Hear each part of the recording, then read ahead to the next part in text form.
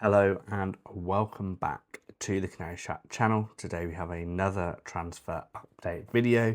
We haven't done one of these for a little while. The rumours kind of went a little bit quiet, and obviously we've had the first game of the season kind of been and gone, so the focus was a bit more on that. But we are back with the latest transfer rumours and some interesting ones, especially regarding outgoings.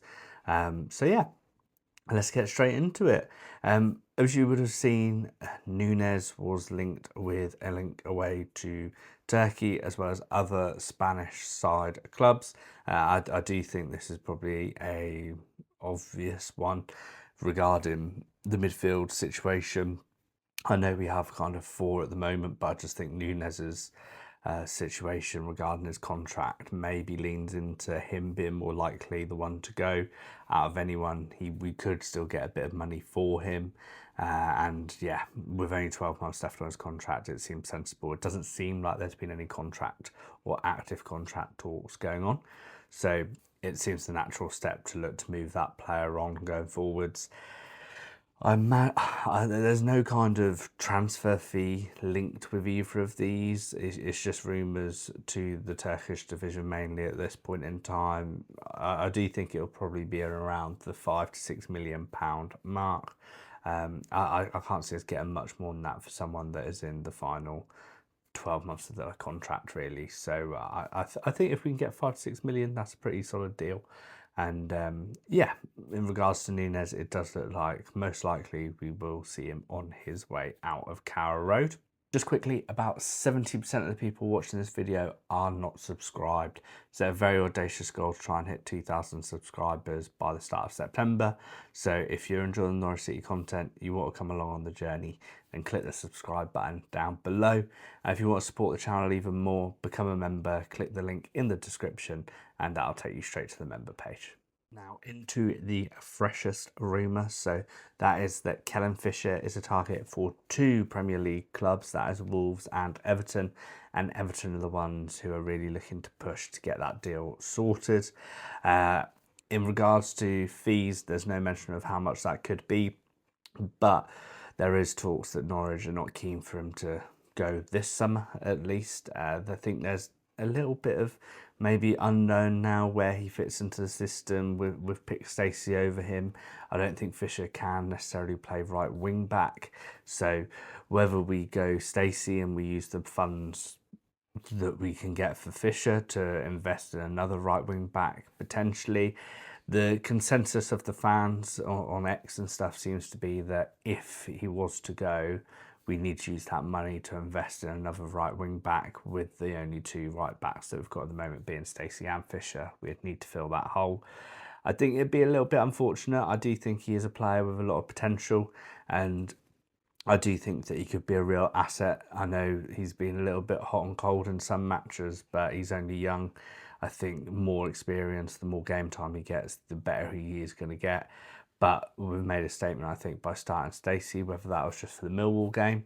I expect Fischer to realistically start the Watford game, and then it will be interesting to see what happens for Portsmouth away. But that is the freshest rumours regarding outgoings, is that Fischer is now on the radar of some Premier League clubs.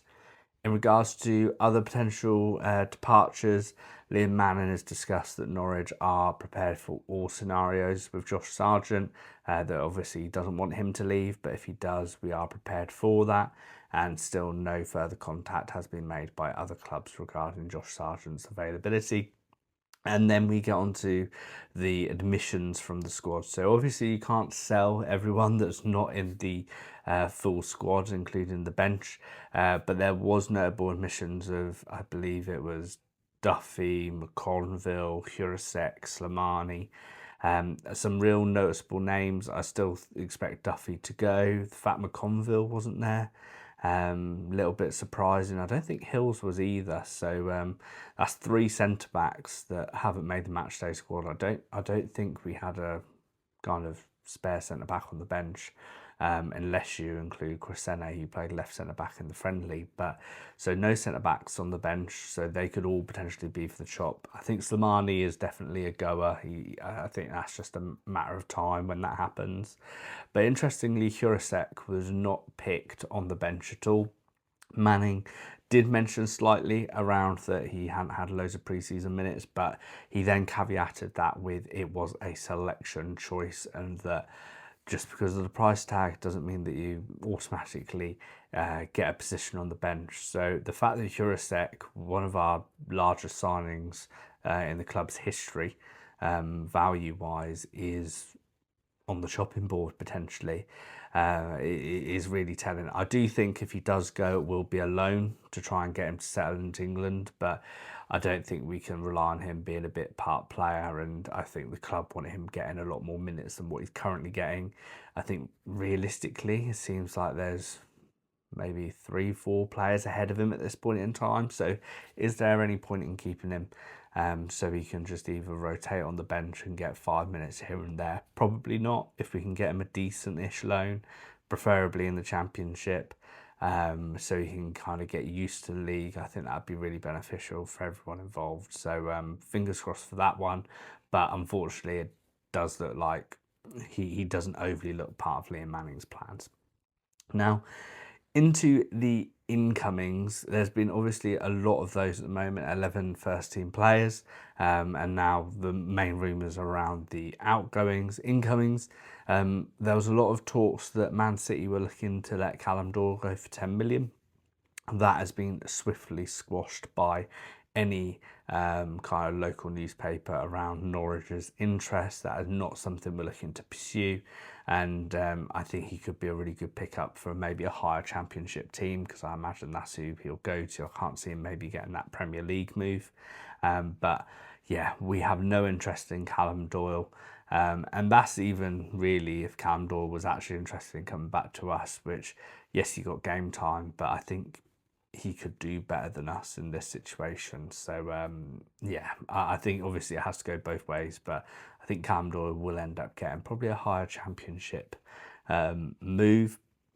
In regards to Lewis Kumas from Liverpool, again, seems to be a lot of kind of talk around him. Nothing concrete has happened as of yet, but a lot of Championship teams are still tracking him.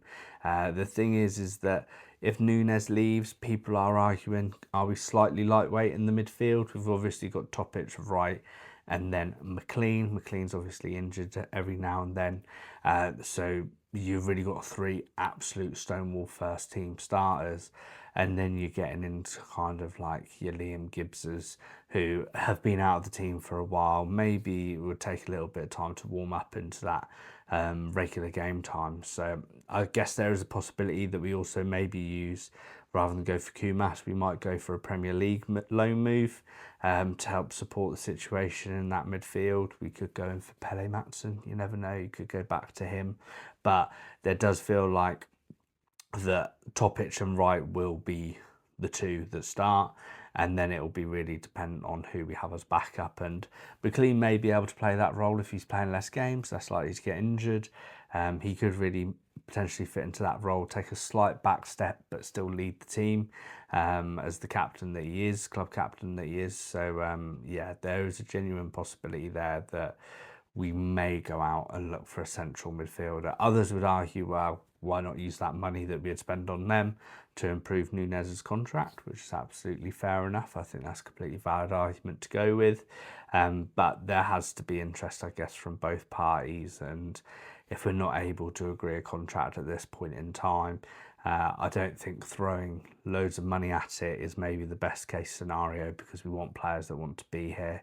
And yeah, it's not saying that Nunez has said that he wants to go or anything like that, but there's something that's potentially stopping that contract conversation going on, and I think we just need to be mindful of that, really. But as I said, in regards to transfer rumours, we are heavily leaning now towards the outgoings. I expect there to be 4 or 5 by the end of the window. As I said, we can't get rid of everyone that's in the kind of match day squad who doesn't make the cut for the match day squad. So I still think Duffy, Hill, Slimani, I still think Marcondes goes.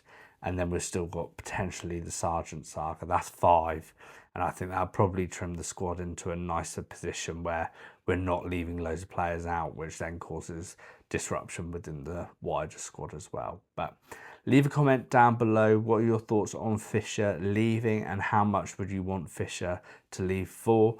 If you've enjoyed the video, like and subscribe as always, and yeah, we'll see you with another video very shortly.